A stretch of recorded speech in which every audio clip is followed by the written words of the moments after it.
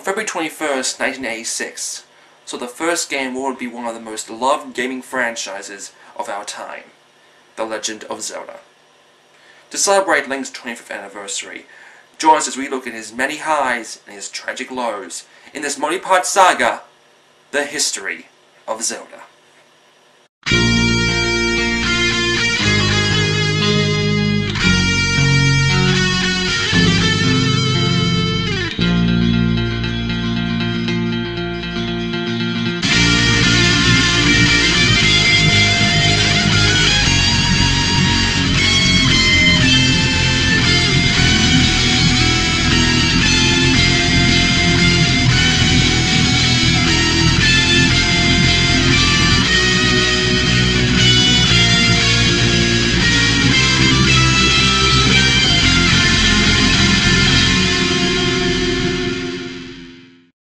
During his earliest years working at Nintendo, Shigeru Miyamoto had already been involved with some of the company's earliest hits, including the original Donkey Kong, Excitebike, Ice Climbers, and of course, Super Mario Bros.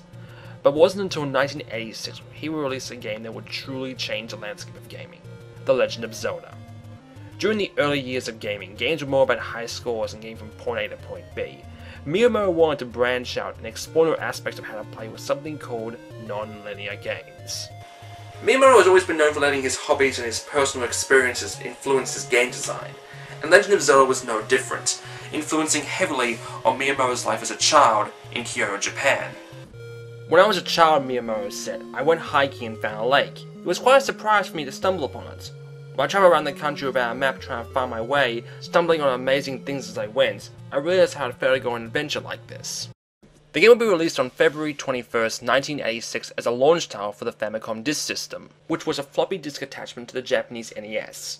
The main reasoning behind this was the game was so huge you had no way to finish it in one sitting. That being said, this game had a first, the ability to save your progress. Other disk system games would do this as well, like Metroid and Doki Doki Panic, also known as Super Mario USA.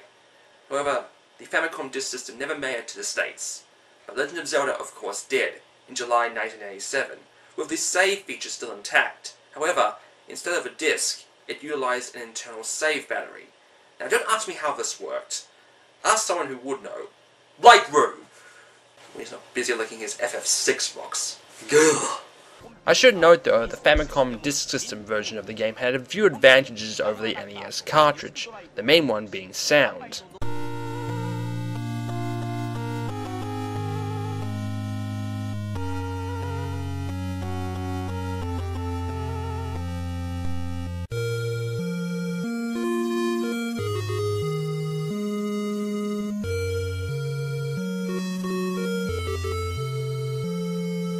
So now that I've bored you with all this information, let's get to playing.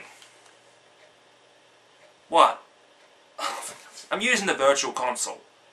What, you think I'm going to play on the original consoles? Yeah, not gonna happen. The game starts with the title screen and that oh so familiar song. During those days, games rarely had backstories, and when they did, they were usually delivered by text either on the title screen or by the instruction book. I won't go through the backstory because everybody already knows it. Okay, if you don't know the backstory of Zelda, the gaming police is heading to your house to take your gaming card away. For shame. For shame. You start off in an empty field. In fact, from what I've seen, there's no evidence of civilization anywhere in this game. No one else. Well, besides this guy, but he gives me the creeps. Combat is simple. Press A to use your sword and you're able to assign any weapon to the B button, a mechanic that will become a staple to the Zelda franchise. What's better is when you're at full health, you're able to shoot lasers from your sword. I do have one little gripe though. Sword fighting can be a bit tricky sometimes considering how you can only fight in 4 directions. Now this was the 1980s. There was no such thing as game facts. Unless you had connections or managed to sneak behind your parents and call the Nintendo hotline, then put the blame onto your dad by making your mum think he was calling gay German sex lines, you would rely on things like Nintendo Power to get help. And see, Nintendo Power back in the day offered a lot of help for the original Zelda games, including a giant map. The game required you to retrieve 8 pieces of the Triforce by going to 8 separate dungeons. While you could go to any dungeon you see fit, some of them required you to go and get certain weapons before you could advance in them. These items are of course found scattered around the world map.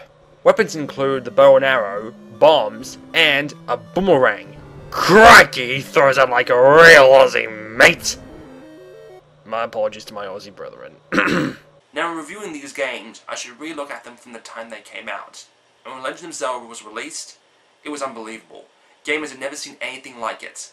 The Legend of Zelda would sell 6.5 million copies!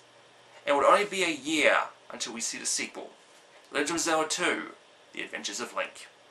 The sequel starts off years after the original, with Link now a teenager. The title screen is a serious cliche though. A sword and a stone? Really? Wait, what was that? Adventuresome? Really? Is that even a word? Oh, it is. Huh. Yeah. This game is interesting as it gives us the backstory on the actual Legend of Zelda. Long ago, the King of Hyrule ruled over the land with the Triforce. Before his death, he hid one part of it, the Triforce of Courage. The only other person to know the location was his daughter, Princess Zelda. Overcome with desire, the prince was controlled by an evil magician who, after Zelda refused to reveal the location, placed her in a deep sleep from which she may never awake. Right after casting the spell, the magician died. Filled with grief, the prince placed her sister in a sealed room and declared from that moment on that every girl born into the royal family will be called Zelda. This may explain why you see the same names over and over and over again. The first thing that you notice is that the game is a 2D side-scroller. However, after leaving the room, you appear as a small dot on a map. During the time you wander around the world map, you'll see these... Are they supposed to be creatures? Well, whatever. Don't touch them as they will send you to battle them. However, it's usually easy just to walk off the edge of the screen and go back to the world map. Before I get any further, I should just bring up the two obvious gags and get them out of the way. Bad translation and Link getting some booty. Right, back to work. There are more changes to the game. One being that it's one of the only Zelda games to feature a life system. At the start of the game you get 3 lives, and if you lose them all, you get the game over screen. Freaky. Another major difference is the presence of a leveling system. Being certain enemies raises your XP, which allows you to raise your health, your power, or your magic. Oh yeah, you apparently use magic in this game. One other thing I've noticed is that you have to touch items with your sword to pick them up. Wait, that sounds familiar. Gee, sure is boring around here. My boy, this peace is what all true warriors strive for. I just wonder what Ganon's up to. The game also features an advanced fighting system. The game has enemies that can block either high or low attacks, making you have to strategize your next attack. This game is incredibly difficult. This is in the days where gamers were hardcore, with a real emphasis on hard. This was in the days before respawning health, quick saving, and online walkthroughs. You know, pussy stuff. Many people consider this game the black sheep of the Zelda franchise, for its high difficulty and changed gameplay. I say to that, shut up, suck it up, and play! So that was Zelda 1 and 2. Like all the other old Zelda console games, it is available on the Wii's Virtual Console for 500 points each. I have to say though, Legend of Zelda 1 and 2 have both aged very well and they're still playable today. But with that said, I am glad that Nintendo went back to the original style with the third iteration, which we'll talk about next time.